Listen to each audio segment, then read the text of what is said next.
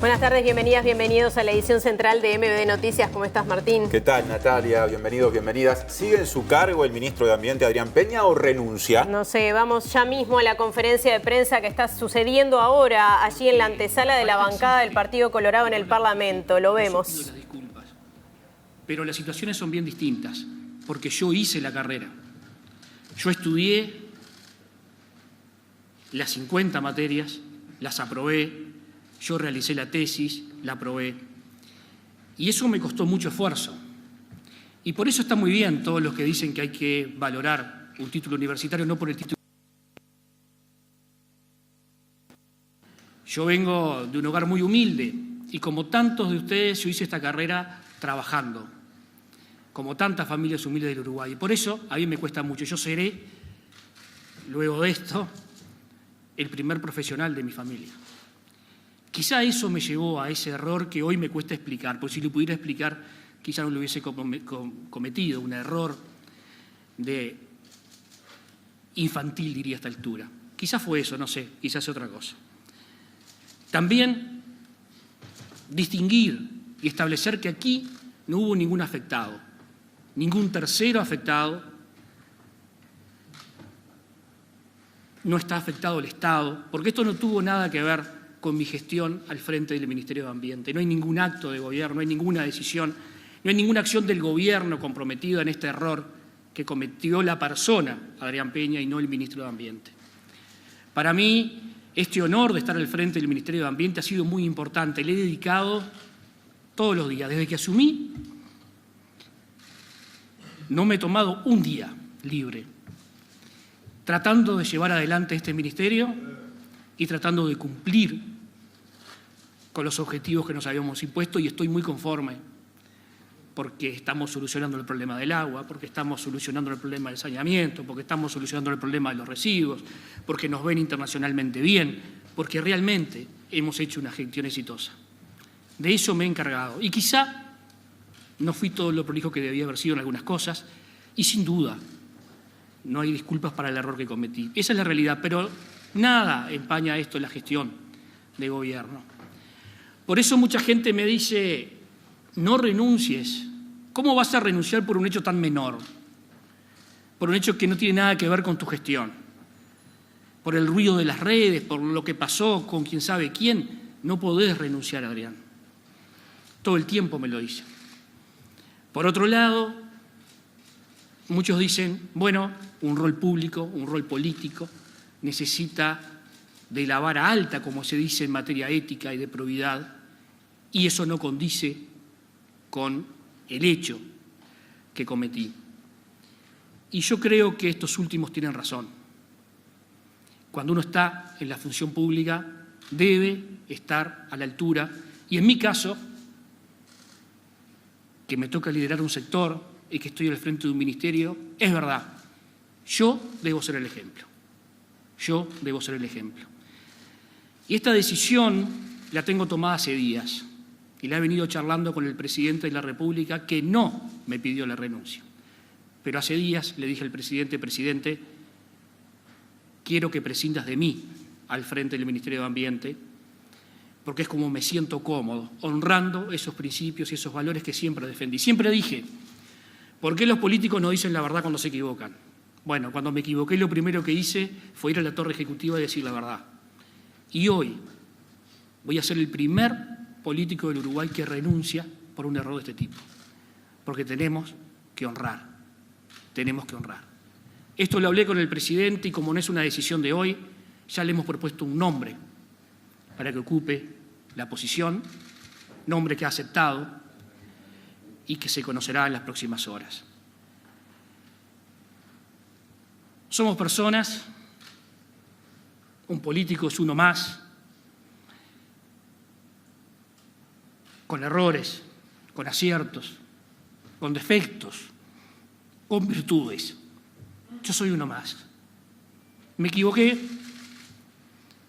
asumí el error y hoy lo voy a pagar con lo más alto que me puede costar, que no me pesa porque no estoy aferrado al cargo. Me pesa por todas las ganas que tengo de hacer cosas y todo lo que me queda por hacer, pero lo vamos a seguir haciendo. Y esta situación no puede en ningún caso afectar al gobierno nacional o el presidente de la República, en ningún caso, porque nada tiene esto que ver con el gobierno.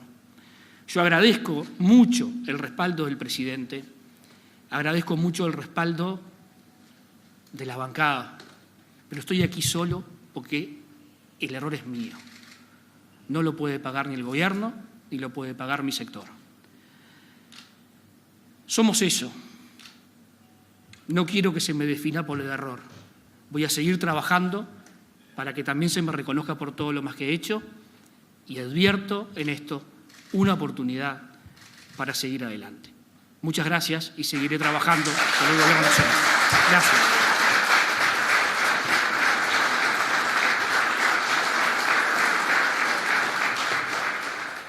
Bueno, lo veíamos ayer, ahí mismo, no fue una conferencia de prensa en realidad porque comunicó sin aceptar preguntas, ya lo había anunciado el ministro, exministro, se puede decir ya a partir de este momento, porque Adrián Peña acaba de renunciar al Ministerio de Ambiente, una decisión que dice es personal y no se la pidió el presidente de la República. Otro dato importante comunicado recién por Peña es que ya hay acuerdo con respecto a quién será su reemplazante al frente del Ministerio de Ambiente, un nombre sugerido por el Partido Colorado, por su sector Ciudadanos, que Peña no quiso comunicar por ahora, pero queda claro que no hay, en este caso por lo menos, un ascenso del subsecretario al cargo de ministro. Habrá nuevo ministro o nueva ministra, lo sabremos seguramente en cuestión de horas. Sí, eso es lo que dijo, se conocerá el nombre en las próximas horas. Sabemos que este fin de semana ocurrieron más hechos vinculados a todo este tema del título que no tenía Adrián Peña, a pesar de que se había presentado en algunos ámbitos como licenciado.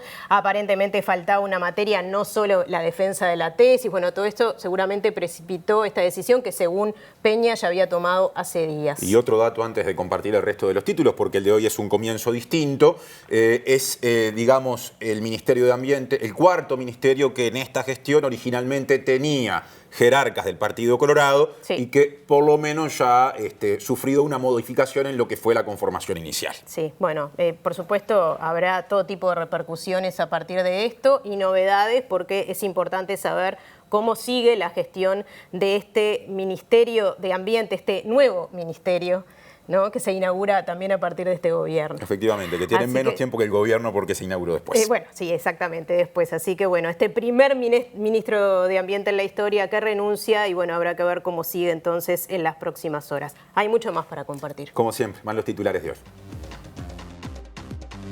Este martes se habilita la dosis refuerzo anticovid para mayores de 50 años con comorbilidades. Para los mayores de 50 años que no presentan enfermedades crónicas, el Ministerio de Salud Pública recomienda hasta la cuarta dosis. Poder Ejecutivo analiza aumento de combustibles a partir de febrero. Según la URSEA, en caso de las naftas, el incremento del precio de paridad de importación ronda 7,3%. Y en el caso de las distintas variedades de gasoil, el aumento es de 6,3% según el PPI. En el primer mes del año fallecieron 34 personas en siniestros de tránsito, 18 menos que en 2020, cuando aún no había comenzado la pandemia. También se registraron menos fallecimientos que en 2021 y 2022 en pleno confinamiento. El presidente del PIT-CNT, Marcelo Abdala, aseguró que el incremento del salario real registrado en 2022 fue consecuencia de la movilización del movimiento obrero. En febrero, el Ministerio del Interior le presentará a los partidos un borrador con políticas de seguridad y, en caso de acuerdo, organizará una ronda abierta a la academia, organizaciones sociales y organismos públicos. Romina Celeste, responsable de la agrupación nacionalista Juntos por el Pueblo, cuestionó la actitud de al menos 3 referentes de su partido. Dijo que no la respaldaron luego de ser imputada por su actitud en el acto del presidente brasileño, Luis Inácio Lula da Silva. El intendente de Canelones, Yamandu Orsi, reiteró sus críticas a la convocatoria hecha por el Frente Amplio para el homenaje al presidente de Brasil, pero aclaró que su diferencia es con la fuerza política y no con la intendenta Carolina Cose. Hasta el 10 de abril estará disponible una exposición en la fotogalería Cielo Abierto del Parque Rodó que documenta expresiones religiosas de origen afro en la ciudad de Montevideo. Según un informe del Ministerio Público paraguayo, el expresidente Horacio Cartes, sancionado recientemente en Estados Unidos por corrupción, realizó y recibió transferencias a varios países, entre ellos Uruguay. El secretario de Estado norteamericano, Anthony Blinken, se reunió con Benjamín Netanyahu, el líder israelí, en medio de la peor escalada de violencia con las y los palestinos de los últimos meses. Nos pueden ver a través de tvciudad.uy con cualquier dispositivo y donde estén. Ahora repasamos los móviles de hoy con Natalia Nogués. Bueno, estaremos en instantes nuevamente en el Parlamento. Allí está nuestro compañero Diego Martini siguiendo de cerca todas estas novedades de último momento, pero ahora nos vamos al contacto con nuestro compañero Martín Duarte, que está en otra zona de Montevideo, al aire libre, preciosa esa zona del Parque Rodó. Martín, adelante. Así es, Natalia, buenas tardes para vos, para Martín. Sopla una agradable brisa, vientito aquí en el Parque de Rodó. A mis espaldas la fotogalería a cielo abierto, que va a tener una inauguración en minutitos nomás de esta muestra, como veíamos en titulares, que refleja y retrata expresiones religiosas de origen afro y mole, se llama la propuesta. Va a estar abierta hasta el próximo 10 de abril.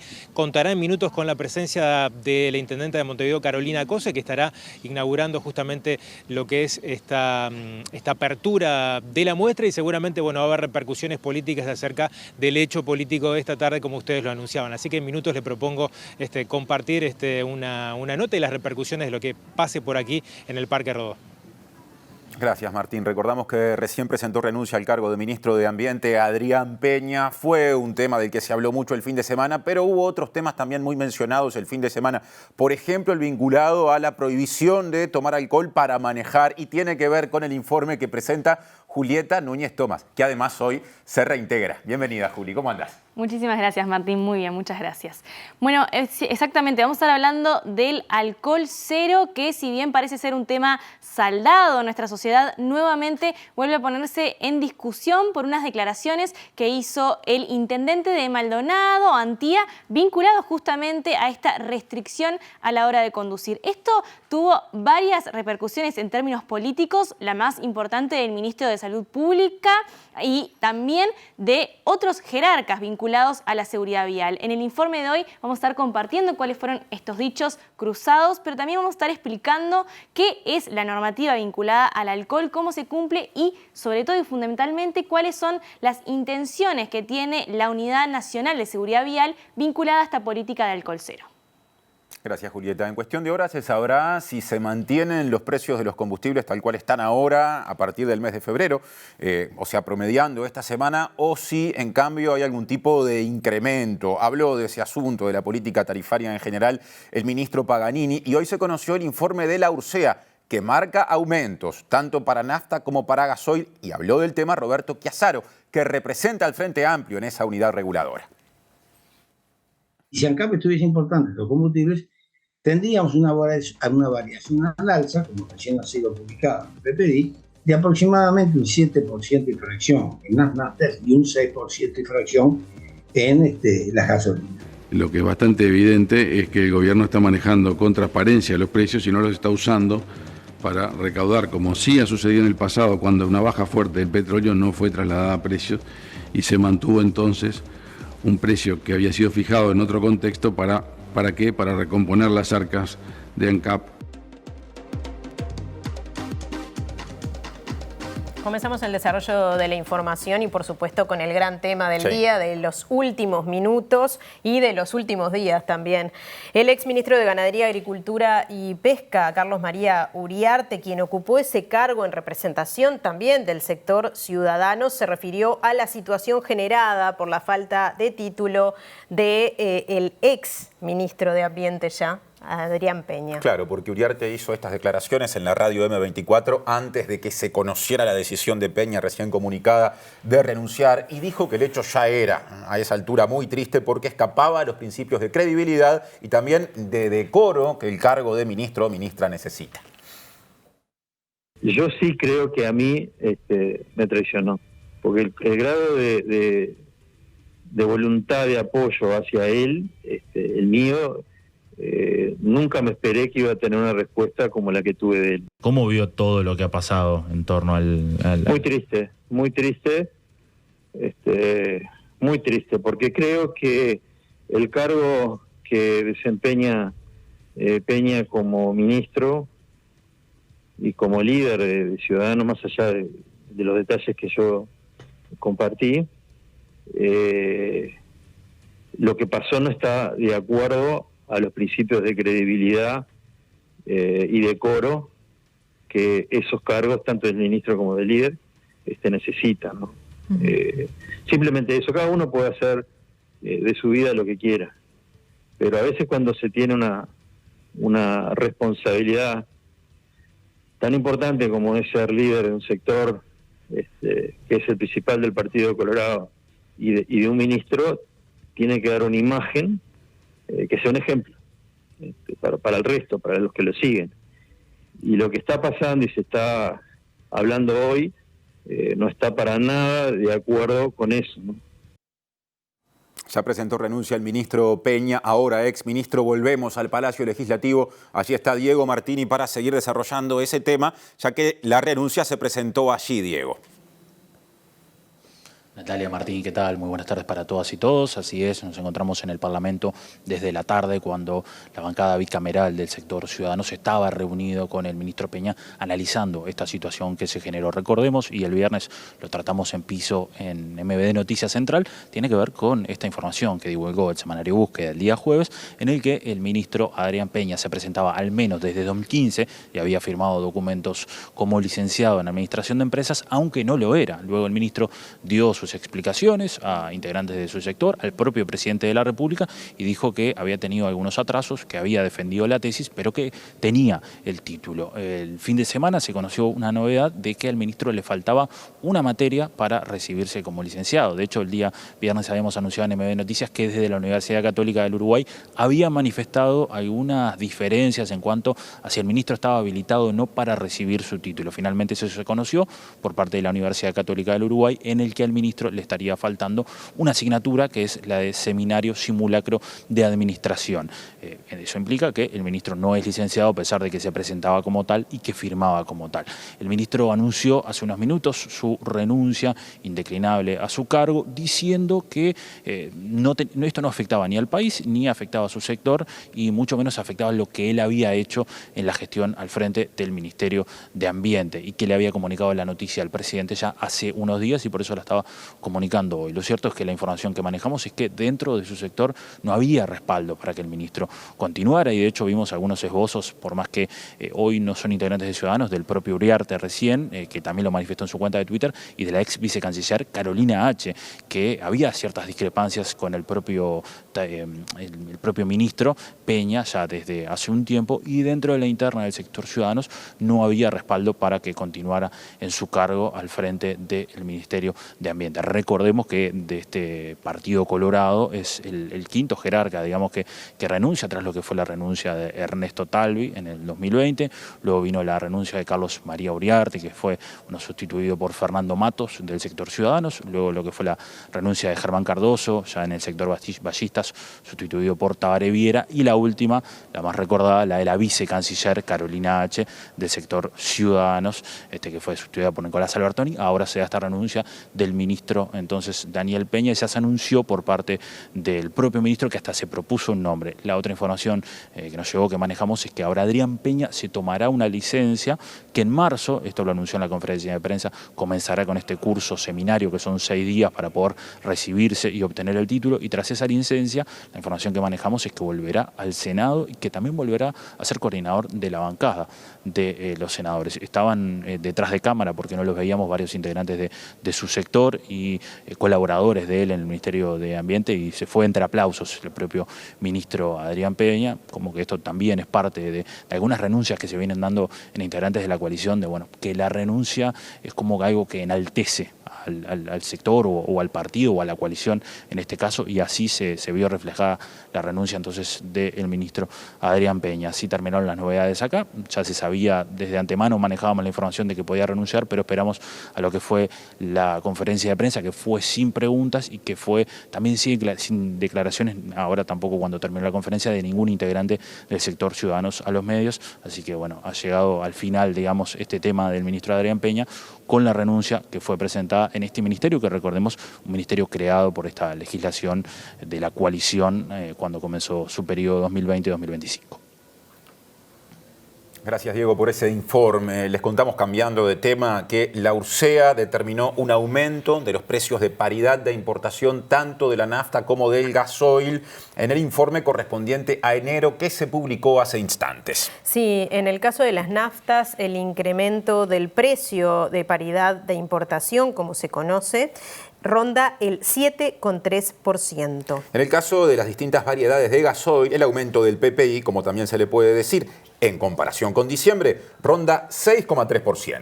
Con este informe y el elaborado por ANCAP, en las próximas horas el Poder Ejecutivo deberá determinar cuál será el precio de venta al público de los combustibles a partir de febrero. Estos incrementos de los precios de paridad de importación no necesariamente implican que haya una suba, ya que en otras ocasiones el gobierno mantuvo las tarifas pese a distintos aumentos del PPI.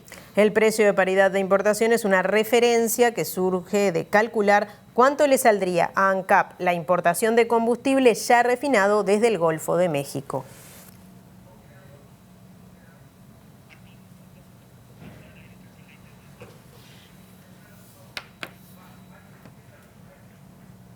Tiempo de móvil, adelante Martín Duarte, bienvenido. Martín, muchas gracias. Bueno, sí, ha llegado la intendenta Carolina Cose para lo que decíamos hace instantes, la inauguración de esta muestra, pero bueno, hay hechos políticos importantes, como ustedes anunciaban en el comienzo del programa, la renuncia del ministro Peña. Bueno, queremos saber un poco las repercusiones acerca de este tema. Me imagino que se enteró en el viaje.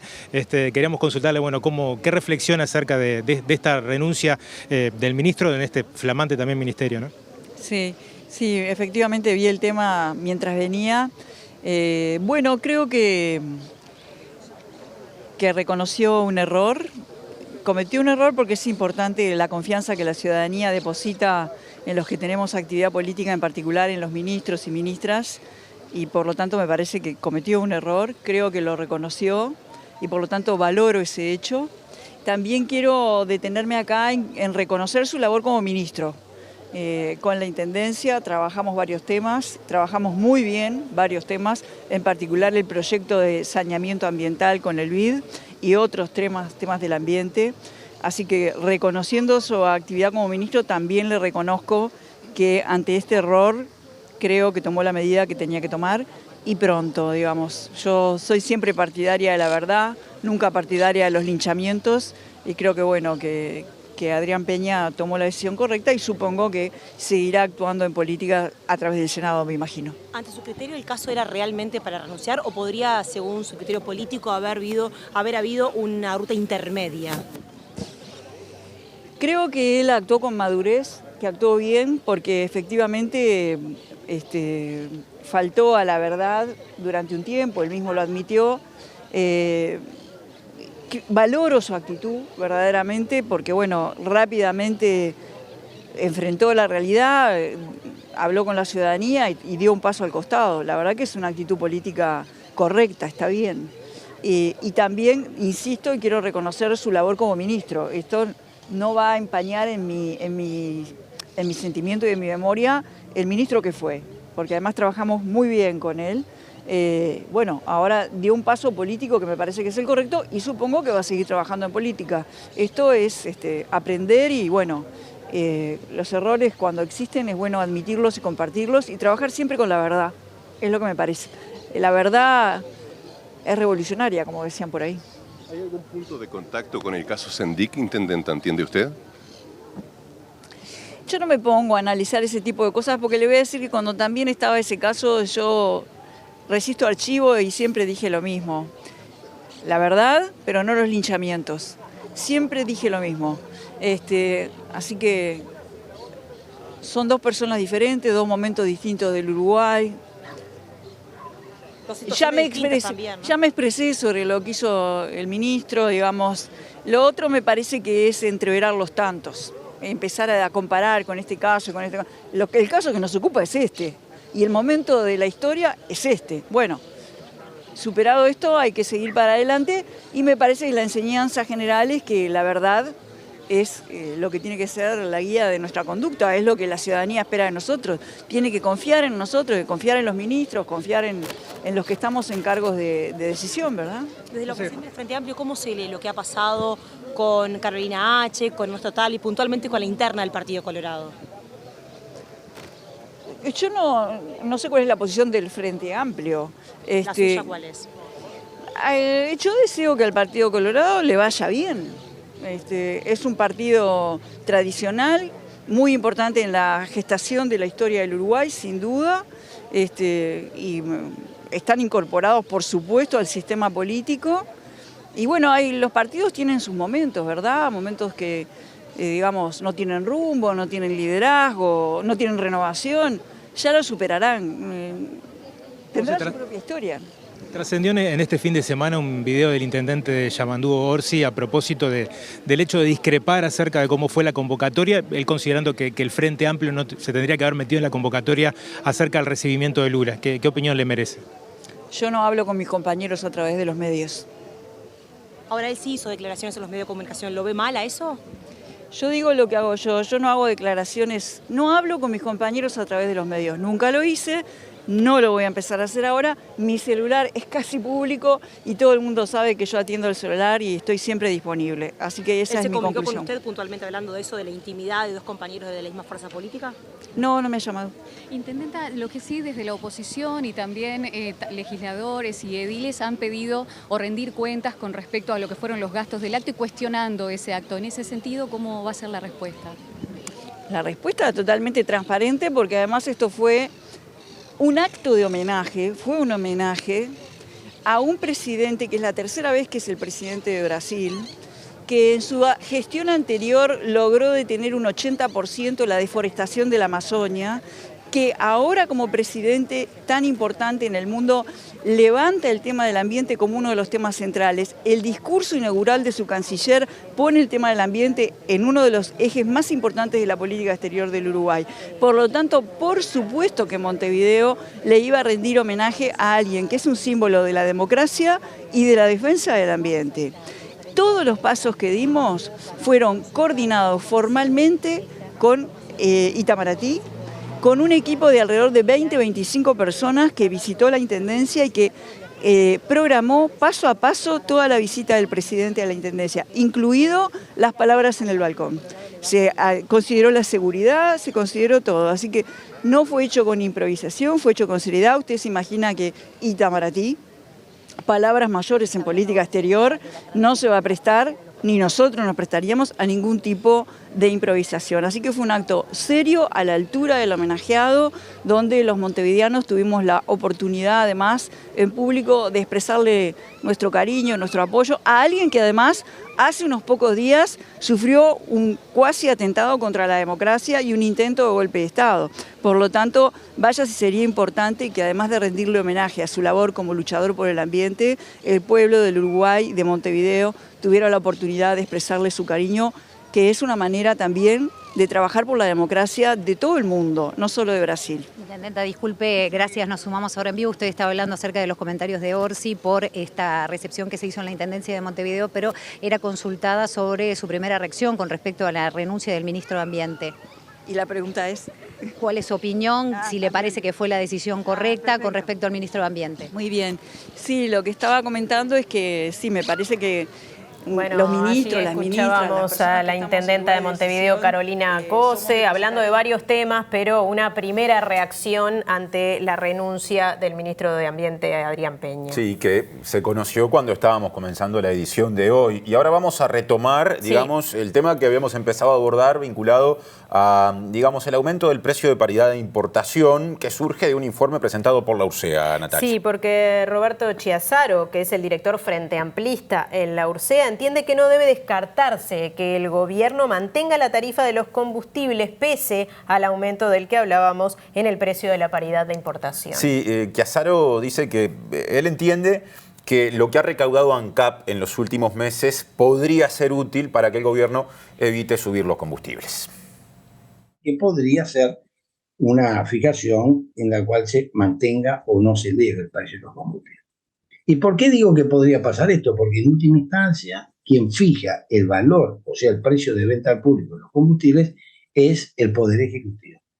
El Poder Ejecutivo, a tales efectos, suma 3 factores, o 3 informes, mejor dicho, 2 informes. El informe que da la URSEA, que es este PPI, un informe que también da ANCAP, y por último, se toma en cuenta lo que es algo muy importante, la decisión política. El aumento de los precios de paridad de importación ocurre pese a que bajó la cotización del petróleo, ya que su cálculo incluye variables ajenas al valor del crudo. Estamos viendo que el petróleo Brent está manteniendo una estabilidad.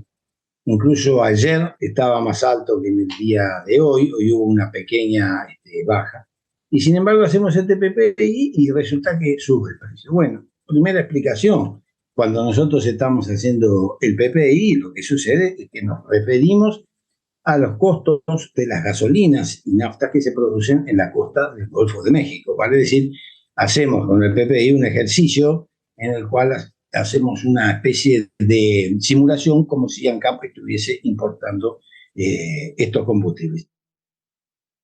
Cambiamos de tema porque mañana se habilitará la dosis de refuerzo de la vacuna contra la COVID-19. Atención, para personas de más de 50 años y con comorbilidades. Sí, desde la última semana de diciembre, el Ministerio de Salud Pública anunció que se están administrando en todo el país dosis de refuerzo complementario contra COVID-19 en personas a las que está recomendada según su situación vacunal y antecedentes de comorbilidades. A partir de mañana, entonces, se extiende la administración de esta dosis de refuerzo complementario, equivalente a una quinta dosis a las personas mayores de 50 años con comorbilidades y que son aparte susceptibles a cursar cuadros graves de la enfermedad. Por ejemplo, personas con EPOC, cardiopatías, diabetes o inmunodeprimidas. Para las personas mayores de 50 años que no presentan enfermedades crónicas, se administrará hasta una cuarta dosis en caso de no tenerla. La lista de vacunatorios se encuentra disponible en la web del Ministerio de Salud Pública.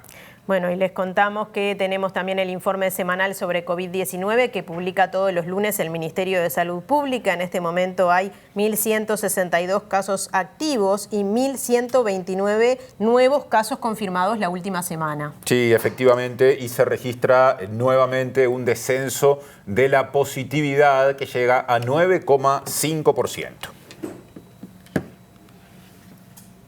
Bueno, y cambiamos de tema. Sí, cambiamos de tema y pasamos a la cuestión política porque Romina Celeste, responsable de la agrupación nacionalista Juntos por el Pueblo, cuestionó la actitud de al menos 3 referentes de su partido. Dijo que no la respaldaron luego de ser imputada por su actitud durante el acto del presidente brasileño Luiz Inácio Lula da Silva allí en la explanada de la Intendencia. El martes 24 de enero, un día después de que atacara a una funcionaria durante el homenaje a Lula, su agrupación celebró un reconocimiento de la Corte Electoral. En un mensaje publicado en la cuenta oficial de Twitter se destacó que luego de la nota presentada por nuestra agrupación, Juntos por el Pueblo, que integra el Partido Nacional, con su presidenta Romina Celeste, se les concedió el uso del número 2424 para nuestras próximas hojas de votación. Esta decisión contrasta con lo afirmado en las últimas horas por referentes nacionalistas que aseguraron que Romina no es parte del Partido Nacional, entre ellos el secretario de Presidencia este fin de semana en La Paloma. Es un hecho aislado, corre por su cuenta, no vincula al Partido Nacional, es un hecho absolutamente personal que obviamente no compartimos. En este caso, no vinculado a lo partidario, ni tiene ningún cargo del partido, ni está afiliado al Partido Nacional, así que cada uno es grande y corre esa responsabilidad por su cuenta. El 28 de enero, al día siguiente de recuperar la libertad y ser formalizada por agresión, Romina publicó que le estaban soltando la mano por un error que dijo ya estar pagando muy caro y se preguntó si era casualidad que justo 3 personas que laburé y milité para ellos lo hagan. Me parece que como compañeros tendrían que ser un poco más humanos. La referencia era para el diputado Javier Radiccioni, el senador Gustavo Penades y Álvaro Delgado. Pero así como criticó a la dirigencia que le dio la espalda, Romina agradeció a quienes la apoyaron, como la senadora Graciela Bianchi y el presidente de la Juventud del Partido Nacional, Armando Castañdebat, quien le mandó un mensaje de respaldo y le reconoció que fue una gran militante en las elecciones de jóvenes. Bueno, otro asunto, el intendente de Canelones, Yamandú Orsi, reiteró sus críticas a la convocatoria hecha por el Frente Amplio para el homenaje del presidente Lula da Silva. Y aclaró que la diferencia que expresó en su momento, la semana pasada, era con la fuerza política y no con la intendenta de Montevideo, Carolina Cose, a la que recién lo vimos, le habían preguntado. Le preguntaron hace instantes nada más por este tema. Y pudo haber sido un error de contenido y de forma. Vamos a discutir el tema de contenido todo lo que quieran. Está bien. Ahora, de forma no hay. El día que no podamos decir lo que pensamos, estamos fritos. Porque yo he dicho más de una vez, la autocrítica no es afral. Es una actitud. Y bueno, y discrepé. ¿Y qué voy a hacer? Y sí, equivocado. ¿Sabes qué? Estás recontra equivocado. Déjame el derecho a discrepar. Pero no con Carolina, nunca dije, al contrario. Porque le van a empezar a pegar. Es como si Antilla mañana recibe al presidente de Paraguay y en la puerta te hace un acto el Partido Nacional. A mí no me gustaría, de verdad no me gustaría, pero, repito, puedo estar equivocado. Que convoca a Antilla como intendente. Esa es mi posición. Agenda de seguridad. En febrero el Ministerio del Interior le presentará un borrador con sus propuestas para bajar los homicidios fundamentalmente a los distintos partidos políticos y en caso de que haya acuerdo abrirá un ámbito en el que también estarán invitadas otras partes como la academia, la sociedad civil y organizaciones públicas. El objetivo es que a mediados de año haya una política de seguridad consensuada. La idea es que a mediados de febrero más o menos el Ministerio le haga a todos los partidos políticos un planteo en base a esas propuestas, ¿no? Y vamos a darles el planteo, vamos a darles una propuesta física que también vamos a compartir con la prensa seguramente y los vamos a convocar a una nueva ronda de reuniones para conversar eso y para llegar a un nuevo borrador de consenso. Una vez que todos los partidos políticos, ojalá podamos llegar a una propuesta conjunta, empieza una nueva ronda de reuniones ¿con quién? Con académicos, con miembros de la sociedad civil, con los demás organismos públicos que queremos que también participen de esta propuesta, ¿no? Y eso durará durante, supongo que marzo y abril, ¿no? Y la idea más o menos es que en mayo, junio, podamos volver con un nuevo borrador a la mesa con los partidos políticos y ya llegar a una política de consenso, una política de Estado que para el ministro Heber es tan importante, creo que para el país es tan importante, ¿no? Me gusta siempre recordar que estamos hablando de un problema que ningún gobierno supo resolver, ¿no? Y sobre todo el anterior no lo supo resolver. Bueno, creo que es momento de que todos los partidos políticos se puedan poner en conjunto, de acuerdo, en una serie de medidas, ¿no? Y eso es lo que queremos llegar. Queremos medidas que sean sostenibles en el tiempo y para eso tienen que apoyarlas todos. Bueno, otro asunto. El presidente del PIT-CNT, Marcelo Abdala, aseguró que el incremento del salario real registrado en 2022 fue consecuencia de la movilización del movimiento obrero. A propósito, en las próximas horas la convención sindical va a definir su estrategia ante una nueva ronda de consejos de salarios que afrontará el PIT-CNT con el objetivo de recuperar la totalidad de lo perdido en términos salariales. Si se observó incremento, surge de la lucha y la negociación colectiva en los consejos de salario, no de los criterios del Poder Ejecutivo. Es todo lo contrario porque, en definitiva, yo soy de un gremio de la actividad privada y en la mayoría de los gremios de la actividad privada se firmaron por arriba de lo que habían sido los criterios del Poder Ejecutivo. En estas horas hay secretariado, ¿se van a definir los lineamientos para la actual ronda de los consejos de salario de este año? Sí, por lo menos los lineamientos del movimiento sindical, que son, además de negociar todas las cosas que tienen que ver con el mundo del trabajo, que este año se concrete la recuperación de todo lo perdido durante la actual administración. El secretariado ejecutivo se va a reunir para preparar el informe y las propuestas a esta mesa representativa que se va a estar desarrollando el día 9 de febrero. Bien. Otro asunto. El Sindicato de la Construcción donó más de $400.000 en materiales tanto a ACE como a otras organizaciones. Sí, fueron obtenidos mediante la firma de un convenio interno en la obra UPM 2.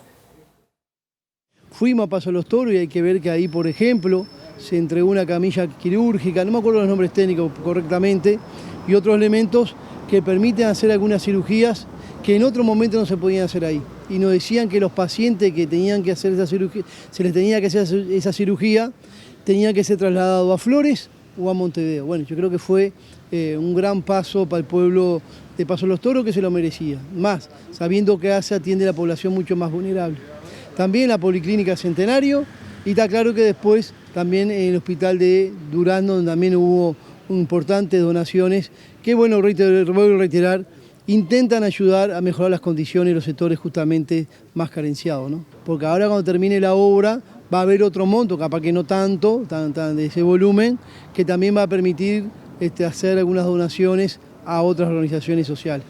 Pero vuelvo a reiterar, solo queremos reconocer y resaltar el trabajo y la pelea que dieron las compañeras y compañeros de esa planta trabajando ahí, donde durante 43 días estuvieron luchando por este convenio colectivo interno, y hay que resaltar que había miles de trabajadores y trabajadoras uruguayos, pero también había miles de trabajadores extranjeros que también aportaron un granito de arena para esto.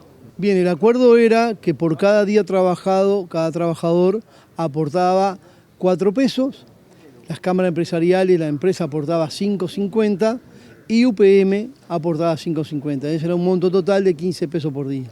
El acumulado de 7.000, 5.000, 6.000 trabajadores permanentemente generó este número que nosotros creemos que es importante. Seguimos en el ámbito gremial. El personal aduanero reclama al gobierno más recursos humanos y tecnológicos. Basilio Pintos, que es el secretario general de este sindicato, dijo que en su momento el presidente de la República, Luis Lacalle Pou, se comprometió a resolver ambas cuestiones, pero sentenció que por ahora no hay novedades. Tenemos 2 problemas fundamentales dentro de la aduana. Uno, el recurso tecnológico, como ya saben, todo el tema de escáneres y todo el tema de tecnología, y otro, el recurso personal, fundamentalmente el recurso humano. El recurso humano que cada vez es menor dentro de la aduana porque se va jubilando y no se va incorporando personal. ¿De cuántas vacantes estamos hablando? Porque ustedes hicieron un estudio con la Oficina Nacional de Servicio Civil. ¿Cuánta es la vacante que tienen? Nosotros al 2021 precisábamos 440 funcionarios más. Al 2021. Y estamos en 2023. Tenemos que tener en cuenta que en el año 2010 éramos 2.000 funcionarios y hoy somos apenas 520 funcionarios. El 7 de julio del 2021 nosotros estuvimos reunidos con el presidente y en esa conversación el presidente se comprometió a solucionar el problema personal y el problema de escáner. Hasta el día de hoy no lo ha solucionado. Yo les voy a dar una mano y dice vamos a solucionar el tema escáner, vamos a solucionar el tema personal. Estamos en el 2023, todavía no se ha solucionado. Otro asunto. En el marco del cambio de mes, este domingo, uno de los puntos de mayor congestión del tránsito en Montevideo registró el ingreso de 5.400 vehículos al departamento capitalino entre las 19 y las 21 horas. Vanessa Brioso, vocera de Policía Caminera, dijo que se recomienda no salir hacia la costa entre las 10 de la mañana y las 13 en virtud de que el flujo vehicular sufre alteraciones importantes. Este recambio, la particularidad que tiene es que se va dando un poco escalonado, porque mucha gente retornó a la capital en el día de ayer, porque tomó sus vacaciones hasta el domingo y ya hoy lunes comenzaba a trabajar o ya se encuentra aquí en la capital, y otros que recién van a empezar su licencia el primero o dejan para retornar mañana, se fue dando escalonado. Ayer tuvimos el flujo vehicular con el mayor congestionamiento entre las 19 y las 21 horas, retornando hacia la capital un promedio de 2.700 vehículos por hora. La primera recomendación es evitar los horarios picos. ¿Cuáles son estos horarios picos? Cuando salimos hacia el este del país, de mañana, entre las 10 de la mañana y las 12 o las 13 horas, que las personas se levantan, desayunan, aprontan los bolsos y luego salen a la ruta y nos encontramos la ruta congestionada hacia el este del país entre las 10 de la mañana y las 12, 13 del mediodía. Luego, sobre la tarde, pasadas las 17 horas y hasta las 20, y atención porque se conocieron algunas cifras de siniestralidad en lo que va de este mes, el primero del año. Hasta ayer, 29 de enero, fallecieron 34 personas en siniestros de tránsito, 18 menos que en 2020, cuando aún no había comenzado la pandemia. También menos que en 2022 e incluso que en 2021, cuando todavía se notaban los efectos del confinamiento. Según los datos de la Unidad Nacional de Seguridad Vial, hasta el 29 de enero hubo 18 fallecidos menos que en enero del 2020 en la prepandemia. De los 34 fallecidos, 21 fueron en rutas nacionales y 13 en jurisdicción departamental. 8 fallecidos menos, son 8 familias menos que sufren, es importante, pero no es para ponernos contentos ni echar campanas al vuelo, sino que tenemos que seguir trabajando, más como ha aumentado el parque automotriz, que aumentó en más de 4.000 coches. Entonces hay que ver toda la gente que pasó este mes en el peaje. Los primeros 15 días pasaron casi 5 millones de autos en 15 días. Entonces es un disparate, ¿no? Porque a veces nos dicen, si en el 2020 se bajó porque había poca movilidad. Y ahora se triplicó, se cuadruplicó la movilidad y se establecen más o menos los mismos números. Entonces quiere decir que tan mal las cosas no las estamos haciendo.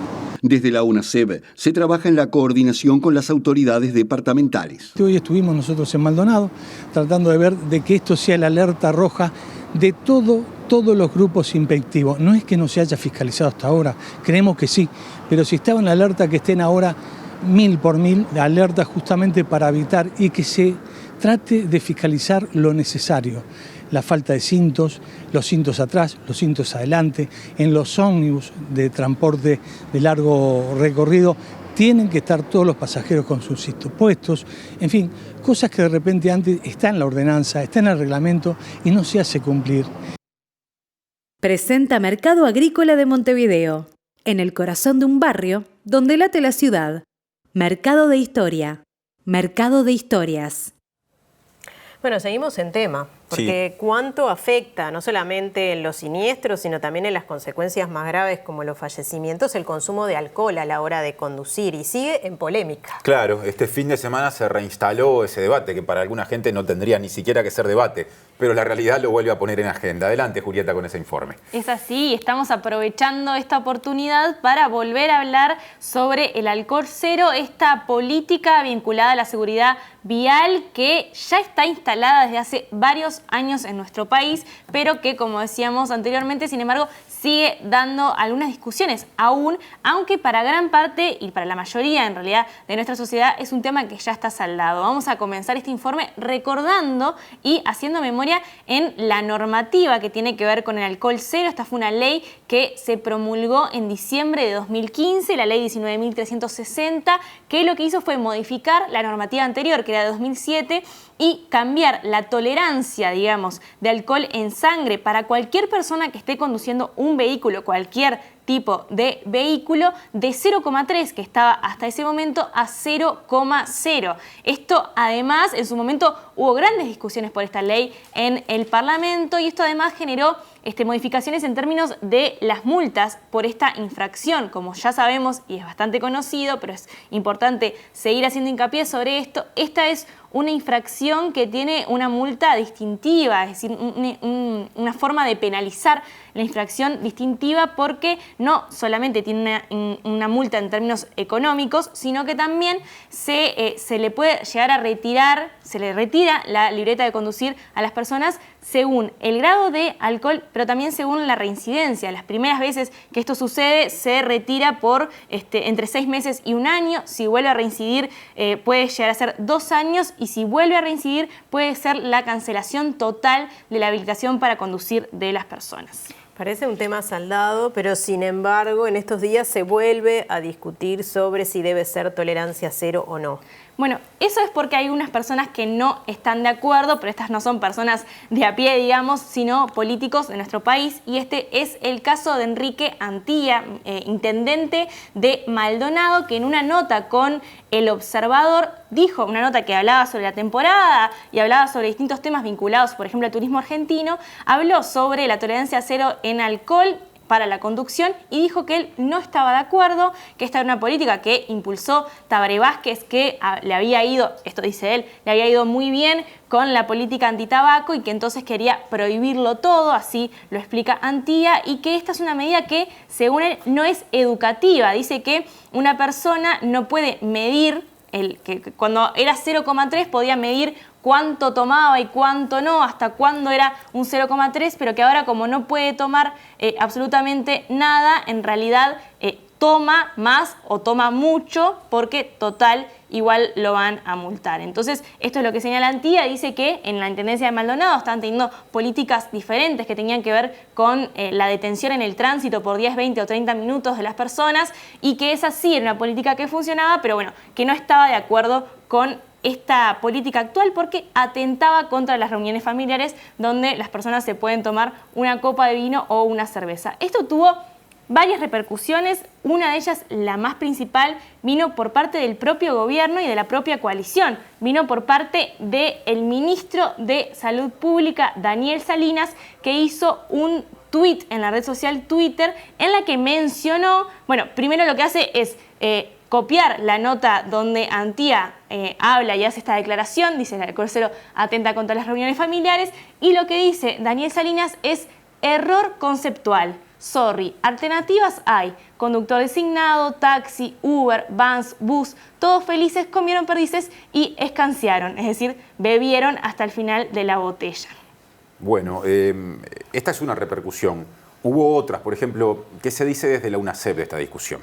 Bueno, esta es una discusión en la que en realidad la UNACEP no entra opinando directamente sobre estos dichos, pero sí es importante consultarles su opinión porque son quienes llevan a cabo las políticas de seguridad vial en nuestro país. Y sobre este tema fue que justamente estuvimos hablando, y lo veíamos hace unos minutos nada más, con Carlos Mansor, director de la UNACEP, que nos estuvo comentando cuáles son las políticas actuales vinculadas al alcohol cero y cuál es la opinión que tienen sobre esta política dentro de la UNACEP. El cero es lo que se impone. Hasta ahora nosotros vemos que en el 100%, solo el 6% ha tocado que cuando le han hecho la prueba ha sido positivo, son un 6%, que está muy bien, para nosotros está muy bien, tendría que ser el 0%. Pero la gente está convencida, está como aquello, viste, como el tirar el papel ahora en la calle, todos nos cohibimos, como el sol en la playa, ahora al mediodía la gente se va. Eso tiene que ser un convencimiento de que salimos a divertirnos y bueno, tenemos que ir con alguien que no tome, sino con pedir un Uber, sino un taxi, sino el ómnibus. Hay varias alternativas. ¿Cuál es el impacto que tiene el consumo de alcohol en los siniestros actualmente en Uruguay? Claro, eso es lo que no medimos a veces, porque nosotros decimos 6%, pero el 6% que tuvo el siniestro, ¿tuvo la culpa? Quizás no. A veces suceden accidentes, de repente en una moto, o viene un chico haciendo una gran wheelie y se da contra un auto, justo ese hombre salió a un cumpleaños que había tomado una copa de vino y le da positivo. Y bueno, ya estaba alcohol en sangre, ya está. Y marcha él por ser el culpable y de repente no lo fue. Bueno, pero como sabemos, no todo es alcohol en lo que tiene que ver con la afectación de la conducción y por eso fue que le consultamos a Carlos Mansor, bueno, cuáles son las políticas que está teniendo en este momento vinculadas al consumo, también si estaba en revisión, por ejemplo, esta política de alcohol cero, ya que hay visiones disímiles incluso dentro de la coalición, y también cuáles son el trabajo que está tomando la UNACEP con el consumo y la conducción en general. De momento nosotros lo que es el alcohol ya está determinado, es el 0, no tenemos ningún aspecto que sea para estudiarlo, reestudiar esto, no hay nada, ya está concreto eso. Lo que sí nosotros estamos estudiando ahora, los otros elementos que pueden ser de drogas, que pueden ser de medicamentos, que es muy importante, mucha gente que toma muchos medicamentos que adormece, que estimula el sueño y eso es malo también en la conducción. Se está estudiando la forma de cómo se puede comenzar a medir eso, los aparatos están estudiando los médicos, ya es un tema que escapa a nosotros, pero también estamos buscando ese tipo de medidas. Son muchas cosas que han dado esta siniestralidad. Presentó Mercado Agrícola de Montevideo, en el corazón de un barrio donde late la ciudad. Mercado de Historia, Mercado de Historias. Bueno, y el Comité Central Israelita del Uruguay manifestó rechazo y desagrado sobre un comunicado emitido por Cancillería. Claro, por la Cancillería uruguaya, que hace referencia a dos hechos, ¿no? Un atentado en una sinagoga en Jerusalén que se dio hace poco tiempo atrás y también otro hecho bien reciente que fue, digamos, el ataque a un campamento en el que había personas palestinas refugiadas. El Comité Central Israelita del Uruguay publicó un comunicado en el que valora con profundo desagrado el comunicado emitido por el Ministerio de Relaciones Exteriores el pasado sábado, donde Cancillería condenaba el atentado ocurrido el viernes en una sinagoga en Jerusalén, haciendo también referencia a la muerte de 9 palestinos por parte del ejército de Israel. Con profundo desagrado hemos leído el comunicado de prensa número 2/23 de fecha 28 de enero, en el que nuestra Cancillería condena un ataque terrorista a una sinagoga en Jerusalén y en el siguiente párrafo equipara a las víctimas con las caídas en Jenin. Comparar terroristas armados y entrenados y civiles inocentes que se encontraban rezando en una sinagoga hiere nuestra sensibilidad. Establece una equivalencia que no se condice con la realidad ni con la postura que debiera tener nuestro prestigioso Ministerio de Relaciones Exteriores. Cancillería emitía el pasado sábado un comunicado condenando el ataque ocurrido en la tarde del viernes en una sinagoga próxima a la ciudad de Jerusalén, que dejó un saldo de 8 personas muertas y varias heridas. Este hecho se suma al acaecido el jueves en un campamento de refugiados palestinos en la localidad de Jenin, en el que murieron 8 personas, agregaba la comunicación oficial. Además, el gobierno de Uruguay transmitió sus condolencias a los familiares de las víctimas y afirmó que condena toda acción terrorista y los excesos que hagan escalar la precaria situación de seguridad.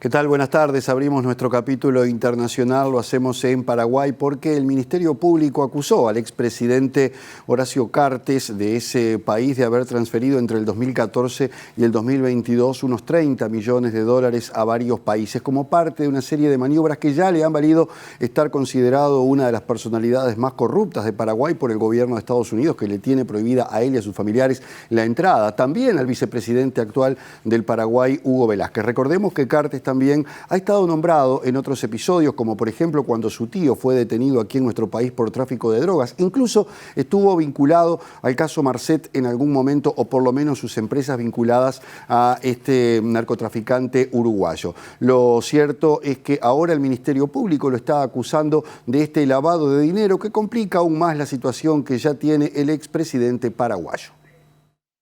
Según los registros en los últimos 8 años, Cartes, que ejerció como mandatario entre 2013 y 2018, realizó transferencias a Paraguay y Estados Unidos principalmente, pero también a Uruguay, Perú, Ecuador, Brasil, Reino Unido, Italia o Emiratos Árabes, entre otros. El informe que la Secretaría de Prevención de Lavado de Dinero envió al Ministerio Público indica que entre enero del 2019 y el mismo mes del 2022, durante el periodo que duró la pandemia, el político movió 17 millones de dólares en efectivo, gracias a cuentas bancarias en una entidad supuestamente familiar, según el diario ABC.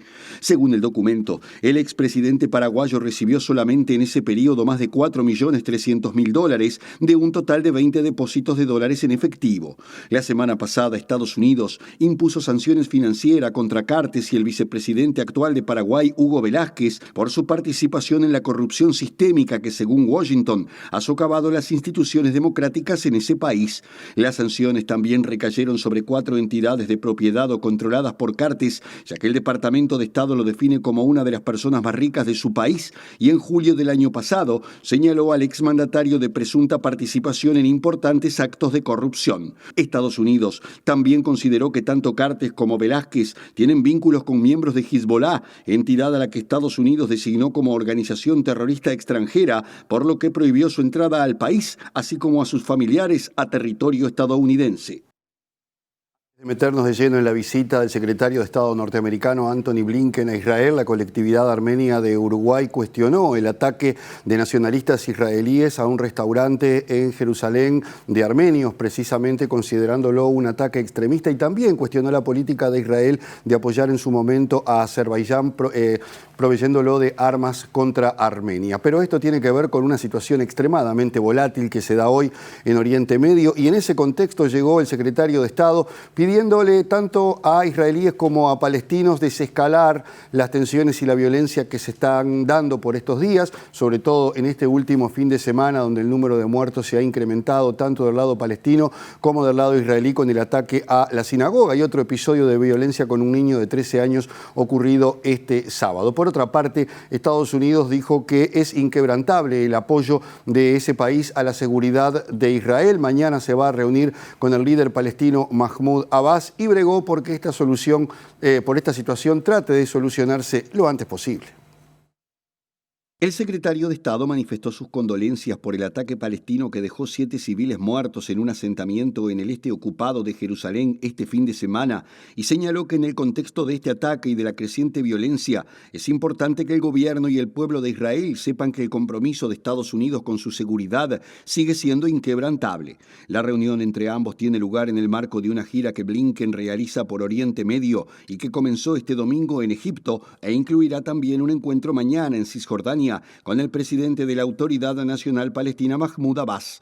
El mandatario israelí no hizo por su parte referencias directas a la escalada de violencia de los últimos días con los palestinos, pero sí dijo que el progreso en los vínculos con países árabes de la región ayudará a alcanzar una solución factible con nuestros vecinos palestinos, según dijo. Sin embargo, el nuevo gobierno de extrema derecha de Netanyahu ha prometido adoptar una postura dura contra los palestinos y aumentar la construcción de asentamientos en Cisjordania ocupada con el objetivo de enviar a los terroristas que pretenden desarraigarnos de nuestra tierra el mensaje de que estamos aquí para quedarnos, afirmó el primer ministro. Israel ha construido decenas de asentamientos en Cisjordania y Jerusalén Este, en los que viven más de 500.000 colonos judíos y que son considerados ilegales por la comunidad internacional. Los últimos días han sido particularmente mortíferos tanto en el lado palestino como israelí, con al menos 12 palestinos y 7 israelíes muertos tras atentados, tiroteos, ataques aéreos y las incursiones israelíes en los territorios ocupados. La Corte Internacional de Derechos Humanos condenó al Estado colombiano por el exterminio de 6.000 personas pertenecientes a la Unión Patriótica desde el año 1985 y durante 20 años. Recordemos que en ese entonces un acuerdo de paz entre las Fuerzas Armadas Revolucionarias de Colombia, la FARC, el Partido Comunista y el gobierno colombiano que presidía Belisario Betancur acordó la creación de ese partido que posteriormente fue prácticamente exterminado en todos sus estamentos y en toda Colombia, incluidos 2 candidatos presidenciales, Jaime Pardo y también Bernardo Jaramillo, que fueron parte de las muertes que tuvo esa agrupación política. Lo cierto es que ahora, el Estado colombiano deberá responder por estas muertes y por este episodio que involucró a paramilitares, políticos, fuerzas de seguridad y varios estamentos de Colombia responsables de las muertes de estas personas. La Corte Internacional de Derechos Humanos pudo comprobar que la violencia sistémica contra los integrantes y los militantes de la Unión Patriótica, que perduró por más de 2 décadas y se extendió en la casi totalidad del territorio colombiano, se manifestó a través de actos de distinta naturaleza, como desapariciones forzadas, masacres, ejecuciones extrajudiciales y asesinatos, amenazas, atentados, actos diversos de estigmatización, judicializaciones indebidas, torturas, desplazamientos forzados, entre otros, indicó el tribunal. La Unión Patriótica se constituyó como organización política el 28 de mayo de 1985 como resultado de un proceso de paz entre el Secretariado Nacional de las Fuerzas Armadas de Colombia y el gobierno colombiano, detalló la Corte Internacional. Según la sentencia, los actos cometidos por el Estado constituyeron parte de un plan de exterminio sistemático contra el partido político Unión Patriótica, sus miembros y militantes, que contó con la participación de agentes estatales y con la tolerancia y aquiescencia de las autoridades, constituyendo un crimen de lesa humanidad. Como consecuencia de su rápido ascenso en la política nacional y en especial en algunas regiones de tradicional presencia guerrillera, surgió una alianza entre grupos paramilitares con sectores de la política tradicional, de la fuerza pública y de los grupos empresariales para contrarrestar la subida en la arena política de la Unión Patriótica, según indica la sentencia. La Corte Internacional con sede en Costa Rica notificó este 30 de enero la sentencia a las partes e indicó que valoró positivamente un reconocimiento parcial de responsabilidad hecho por el Estado colombiano como una herramienta para el desarrollo del proceso, la vigencia de los principios que inspiran la Convención y a la satisfacción de las necesidades de reparación de las víctimas. Bueno, tenemos una noticia que surgió ahora en los últimos minutos. Publica el diario El Observador y pudo confirmar MBD Noticias a través de fuentes del Partido Colorado.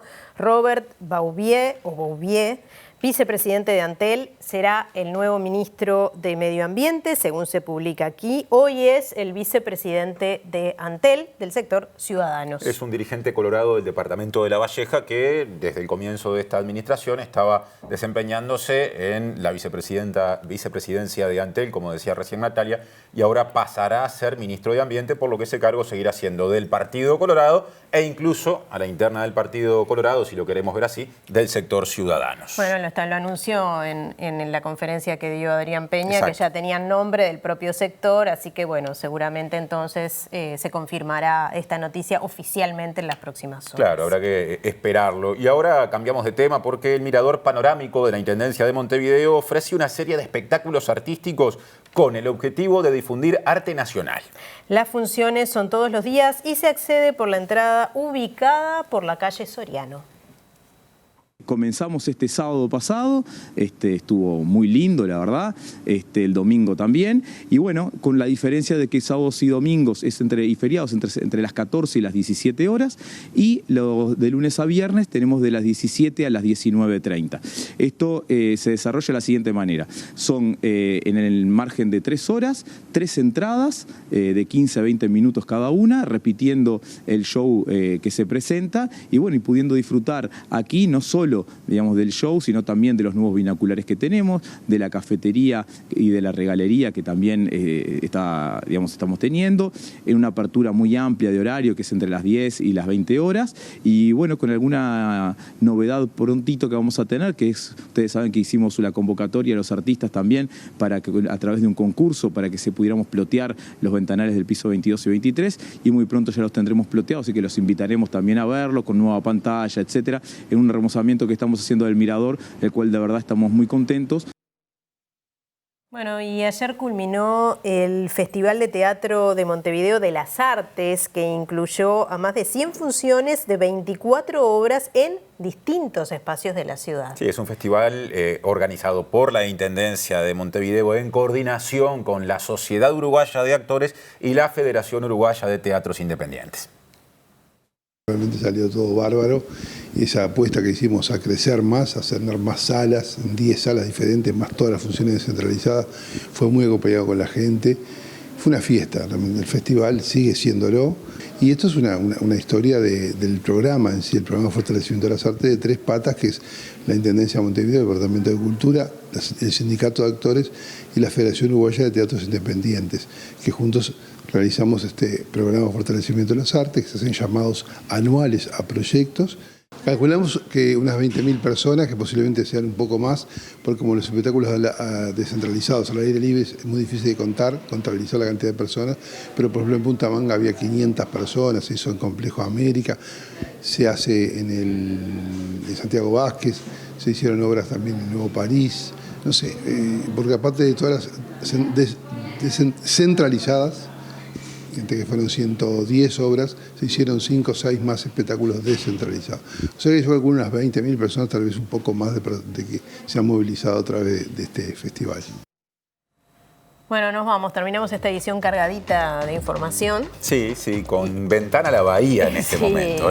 Precioso, para repasar otra de las noticias, de la información esperada por todos, que es la del tiempo. Claro, ahí está el pronóstico extendido desde la próxima jornada, desde mañana martes hasta el jueves. Mañana, martes, 31 de enero, atención, se va el primer mes del año. Se prevé que en capital y cercanías tengamos una mínima de 21 grados, una máxima de 30 y no se pronostica lluvia. El miércoles 1 de febrero empieza el mes en el que se dice que llueve más, pero por ahora no sabemos qué sucederá. Miércoles 1 de febrero, 20 grados de mínima, 28 de máxima. Por ahora el miércoles no tiene ningún pronóstico de lluvias. Y pasamos al jueves 2 de febrero, un día de mucha convocatoria en las playas por las celebraciones vinculadas a Iemanjá.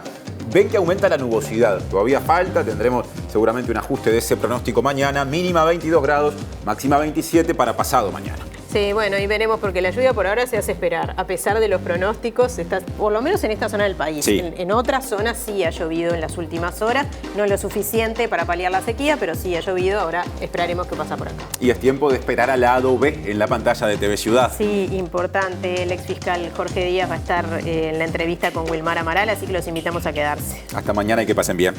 Hasta mañana.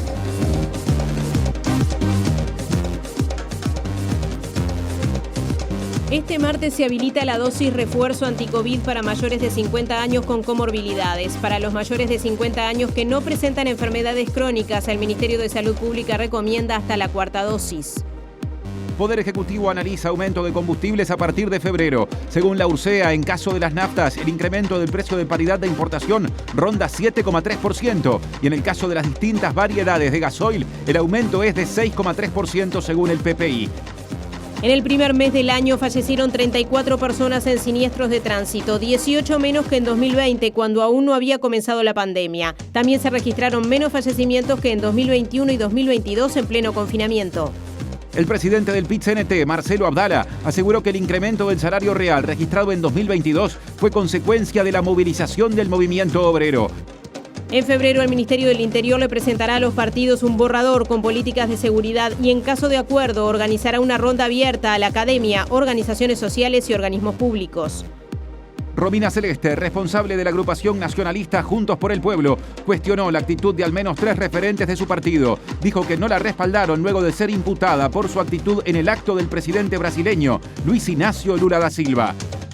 El intendente de Canelones, Yamandu Orsi, reiteró sus críticas a la convocatoria hecha por el Frente Amplio para el homenaje al presidente de Brasil, pero aclaró que su diferencia es con la fuerza política y no con la intendenta Carolina Cose. Hasta el 10 de abril estará disponible una exposición en la fotogalería Cielo Abierto del Parque Rodó que documenta expresiones religiosas de origen afro en la ciudad de Montevideo. Según un informe del Ministerio Público paraguayo, el expresidente Horacio Cartes, sancionado recientemente en Estados Unidos por corrupción, realizó y recibió transferencias a varios países, entre ellos Uruguay. El secretario de Estado norteamericano, Anthony Blinken, se reunió con Benjamín Netanyahu, el líder israelí, en medio de la peor escalada de violencia con las y los palestinos de los últimos meses.